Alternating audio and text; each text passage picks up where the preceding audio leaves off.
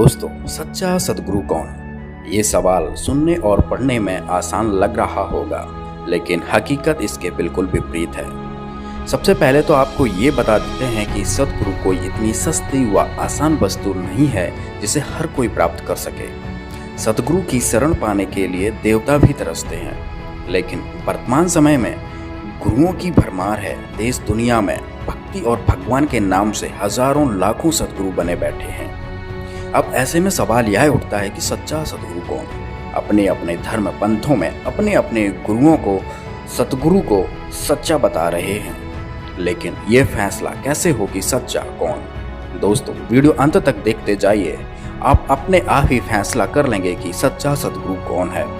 तो सबसे पहले आपको हम ये बता देते हैं कि सच्चा सद्गुरु कौन होता है और मानव देहधारी प्राणियों को सद्गुरु की आवश्यकता क्यों होती है। सद्गुरु वह अनमोल खजाना होता है जिसे प्राप्त करके मानव हमेशा हमेशा के लिए अमर हो जाता है।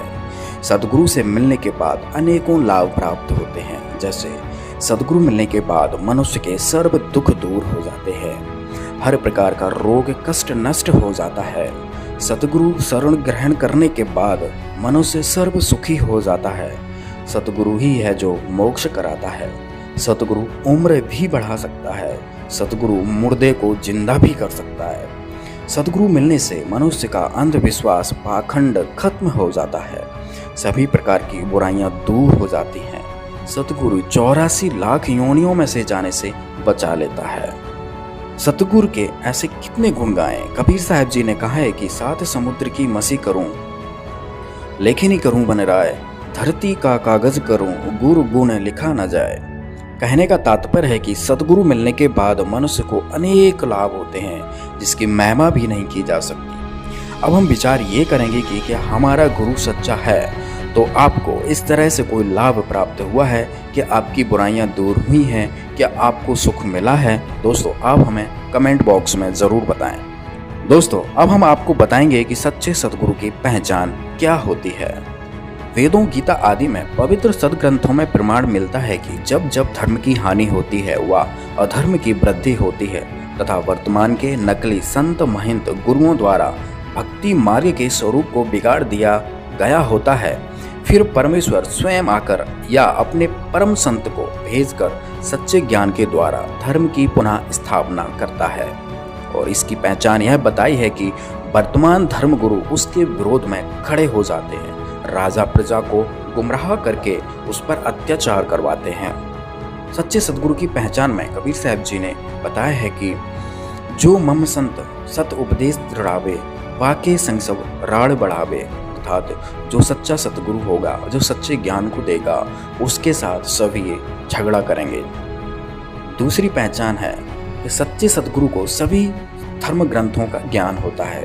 गरीबदास जी अपनी वाणियों में कहते हैं कि सद्गुरु के लक्षण कहूँ, मधुरे बैन विनोद, 4 वेद 6 शास्त्र कहें 18 बोध। अर्थात जो सद्गुरु होगा उसको सभी शास्त्रों का, सभी धर्म ग्रंथों का, जितने भी दुनिया में सद्ग्रंथ हैं, सबका ज्ञान होता है। तीसरी पहचान बताई है कि सच्चा सद्गुरु एक दिन में 3 समय की साधना बताता है। इसका प्रमाण यजुर्वेद अध्याय 19 मंत्र 26 में प्रमाण मिलता है। चौथी पहचान बताई है कि जो सच्चा सद्गुरु होगा वो 3 प्रकार के मंत्रों को 3 बार में उपदेश करेगा। इसका विवरण गीता जी में भी है, कबीर सागर में भी है और वेदों में भी है। पांचवी पहचान बताई है जो कि सबसे महत्वपूर्ण है और बहुत ही आसान है, जिससे आप नकली और असली की पहचान कर सकते हैं। कबीर साहब जी बता रहे हैं, संतो सतगुरु मोय भावे, जो नैनन अलख लखावे, ढोलत डिगे न बोलत विसरे, सत उपदेश दृढ़ावे, आँखें न मूंदे कान न रूंदे, ना अनहद उलझावे, प्राण पूंज क्रियाओं से न्यारा, सहज समाधि बतावे।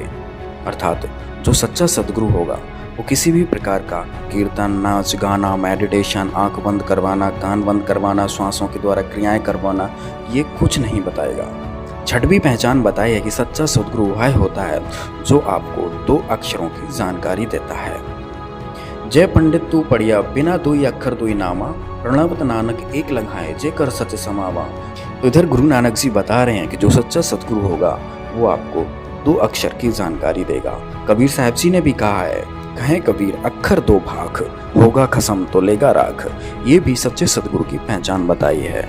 सातवीं पहचान बताई है कि जो गीता अध्याय 15 के पहले श्लोक में लिखा हुआ है, जो इस संसार रूपी उल्टे हुए वृक्ष की संपूर्ण जानकारी दे देगा, वह सच्चा सतगुरु है। सतगुरु की और भी कई पहचान बताई गई हैं, लेकिन अभी हम इन्हीं बिंदुओं के आधार पर सच्चे सतगुरु की तलाश करेंगे। सच्चे गुरु की तलाश में दुनिया भर के गुरुओं की लिस्ट बनाई और उनके समर्थकों के साथ संपर्क साधा।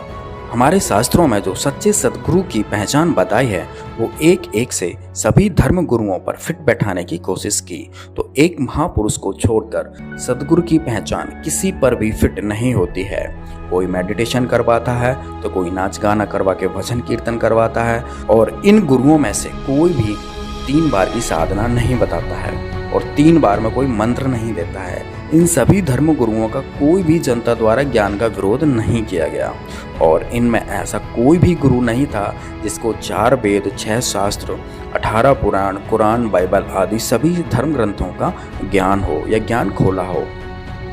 और इनमें से ऐसा कोई भी नहीं था जिसको 2 अक्षर का भेद हो, जिसको 2 अक्षर की जानकारी हो। दूसरी तरफ सच्चे सतगुरु की पहचान में संत रामपाल जी महाराज पर एक एक पॉइंट सही फिट बैठा। तो आइए देखते हैं। तो सबसे पहला पॉइंट कि जो सच्चा सतगुरु होगा उसके साथ लोग झगड़ा करेंगे, उनके ज्ञान का विरोध करेंगे।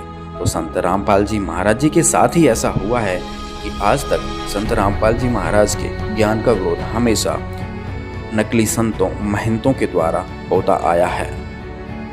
दूसरी पहचान थी कि जो सच्चा संत होगा, जो सच्चा सतगुरु होगा, उसको सभी धर्म ग्रंथों का ज्ञान होगा। तो यह पॉइंट भी संत रामपाल जी महाराज पर फिट बैठता है, क्योंकि संत रामपाल जी महाराज ने ही चारों वेदों को खोलकर दिखाया। वेद, गीता को, कुरान को, बाइबल को, सभी सदग्रंथों को खोलकर दिखाया है। तीसरी पहचान, संत रामपाल जी महाराज जी अपने साधकों को एक दिन में 3 बार की साधना बताते हैं। और चौथी पहचान भी संत रामपाल जी महाराज पर फिट बैठी कि संत रामपाल जी महाराज ही 3 मंत्रों को 3 बार में देते हैं।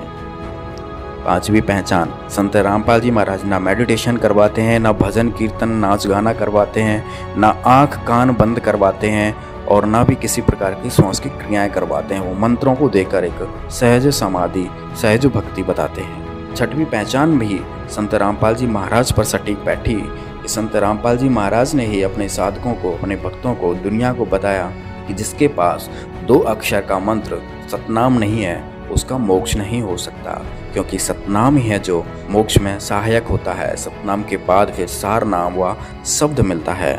और 7वीं पहचान, जिसमें बताया गया है कि जो उल्टे लटके हुए वृक्ष की पूरी जानकारी दे देगा, वो सच्चा सतगुरु होगा। तो इतने धर्म गुरुओं में आज तक कोई भी 15वें अध्याय के पहले श्लोक को नहीं खोल पाया है, और न किसी ने इस श्लोक की व्याख्या की है। संत रामपाल जी महाराज ने ही 15वें अध्याय के प्रथम श्लोक 1 से लेकर 4 तक सबको खोल के बताया कि उल्टा लटका हुआ वृक्ष कौन है, जड़ कौन है, तना कौन है, पात कौन है। कबीर साहब जी ने भी कहा, अक्षर पुरुष एक पेड़ है, निरंजन व की डार, और तीनों देवा शाखा है, ये पात रूप संसार। तो संत रामपाल जी महाराज ने ये भी ज्ञान खोल दिया। तो इससे सिद्ध हुआ कि संत रामपाल जी महाराज ही सच्चे सतगुरु हैं। तो दोस्तों, तो इस पूरी पृथ्वी पर 7 अरब आबादी में केवल संत रामपाल जी महाराज ही हैं जो सच्चे सतगुरु हैं।